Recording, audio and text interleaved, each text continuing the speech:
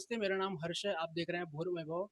आज हम मुंबई के मुलुंड विधानसभा पे हैं, जहाँ की गुरजोत सिंह जी ने बीती 2 तारीख को एक बहुत बड़ा ड्रग्स का माफिया जो कहा जाता है, उसको एक्सपोज किया है।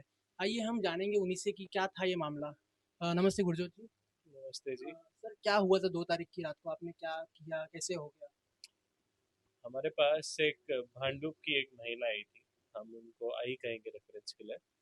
तर ते आई आमच्याकडे आली होती, माझी आईकडे आली होती. आणि त्यांची परिस्थिती खूप वाईट होती.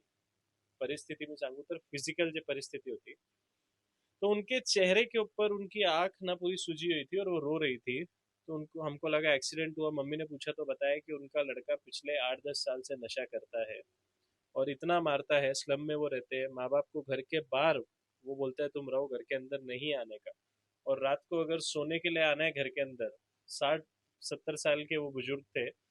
माँ बाप ने कहा कि अगर घर पे हमको अंदर जाना है तो वो हमसे 500 रुपया लेता है, तभी घर के अंदर आने देता है और नशे करता है. तो हम गए वहां पर. जाकर हमने देखा 40 साल का आदमी था. उसको हमने वहां पे समझाया. शिवसेना स्टाइल से थोड़ी कार्रवाई भी हुई हमारी उसके ऊपर. और उसके बाद में फिर उसने हमको बताया कि आप मुझे कुछ मत कीजिए, मैं आपको लेके चलता हूँ कि कहाँ पे ड्रग्स बिकते हैं. अभी हम गए थे वहां पर एक ड्रगिस्ट को समझाने, पर अगर वो ड्रग्स वाला मिल जाता, उसे हम पकड़ लेते, तो हमने सोचा बहुत सारे परिवार बच जाते. तो हम ड्रग्स वाले को पकड़ने गए. हमने पुलिस को फोन किया. हम वहां पर गए. जैसे ही गए, एक पेडलर ही हमने भेजा. वो वहां पर ड्रग खरीदने गया. जैसे ही वो ड्रग खरीदने गया वो पेडलर के पास, वो ड्रगिस्ट, उसने 500 रुपये दे के 3 पुड़िया ड्रग्स की ब्राउन शुगर की खरीदी. और जैसे ही हमने देखा कि उनका ये जो ट्रांजैक्शन या व्यवहार आपका हो गया, उसके बाद में हमारे गोवंडी के जो विभाग अध्यक्ष है तनवीर खान, और साथ ही में विक्रोली के जो सचिव है गणेश रोकड़े, उन्होंने उनको रेड हैंड विथ वीडियो वहां पर पकड़ा. तो ये जो कार्रवाई हुई, उसके बाद में हमने पुलिस के लिए वेट किया वहां पर. 5-10 मिनट के बाद पुलिस भी आई.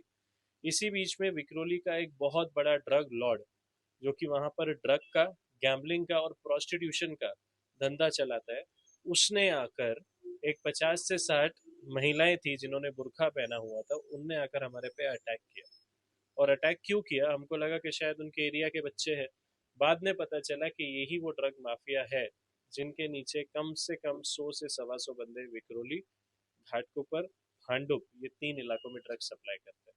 और पुलिस से आपको कैसा साथ मिला, और वहाँ के लोकल एमएलए जो सुनील राउत जी हैं, उनका क्या इसमें रोल रहा? देखो, लोकल एमएलए की मैं बात करूं तो सबसे पहले अगर मैं अध्यक्ष हूं लोकसभा का, तो मेरे एरिया में ये नहीं कहूंगा मुलुंड तक सीमित है.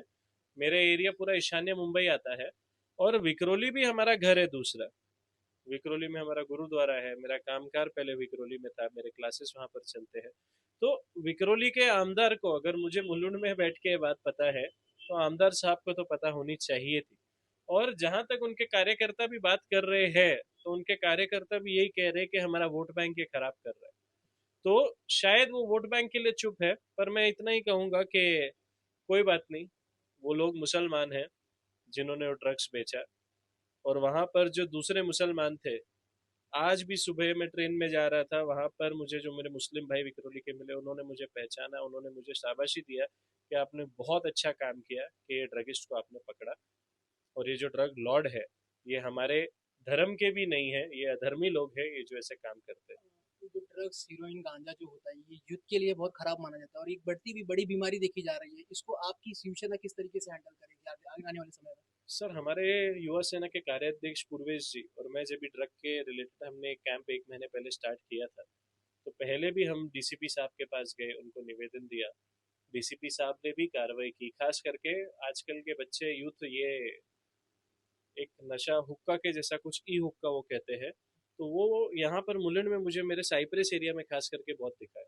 तो इसमें कई पुलिस वाले भी है जो उन बच्चों से पैसा या हफ्ता लेते हैं, पर उनके ऊपर कार्रवाई नहीं करते हैं. But I am very thankful कि डीसीपी साहब ने हमारे मिशन के बाद में सीरियसली लिया और बहुत सारे उन्होंने केसेस बनाए. वो जो वेब, ई हुक्का जिसे कहा जाता है, उसके ऊपर विक्रोली में हमने ब्राउन शुगर पकड़ा. उसी के साथ साथ में वहां पर हीरोइन और चरस भी था. 3 किलो के पैकेट हमने पकड़े थे, जो कि ये जो हस्बैंड वाइफ वहां पे जो ड्रग लॉर्ड है, हीना और तसु करके, इन्होंने हमारे हाथ से वो लिया. यहाँ तक कि इतनी उस दिन बदतमीजी हुई, लॉ एंड ऑर्डर इतना उछाला गया कि एक हमारी बहन जो वहां पर मुंबई पुलिस की सिपाही, एक कांस्टेबल है, उसके ऊपर तक हाथ उठाया गया, उसको भी ये हिना कुरैशी ने वहां पर हमारी आंखों के सामने पुलिस स्टेशन के अंदर थप्पड़ मारा। फिर भी मुझे नहीं समझ आ रहा कि विक्रोली पुलिस इतनी लाचार क्यों है कि अभी तक उनको अरेस्ट क्यों नहीं किया। वो कौन सा नेता है जो इनका बाप बन के आया है, जो इन्हें बचा रहा है? अगर वो नेता नहीं है इनका बाप, तो मेरी तो उनसे यही विनंती है कि ये जो ड्रग के अगेंस्ट हमारी मुहिम है, ये सिर्फ हमारे पक्ष की नहीं है, ये पूरे मुंबई की डिमांड है, आपके विक्रोली की भी डिमांड है। तो उनको जल्द से जल्द पकड़वाइए, जेल में डालिए।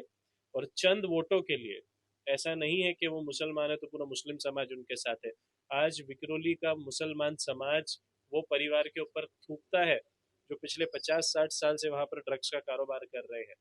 तो उन्हें अरेस्ट करना चाहिए जल्द से जल्द। वो सलाखों के पीछे हमें बहुत अच्छे लगेंगे। और एक मैसेज जाना चाहिए कि यस, विक्रोली पुलिस और हमारी मुंबई पुलिस और डीसीपी जोन 7 ड्रग्स के अगेंस्ट है। ये गुरजोत कीर सिंह जी थे, ये ईशान्य मुंबई युवा सेना के अध्यक्ष हैं। इन्होंने अपना स्टैंड जाहिर किया इस ड्रग केस पे। धन्यवाद।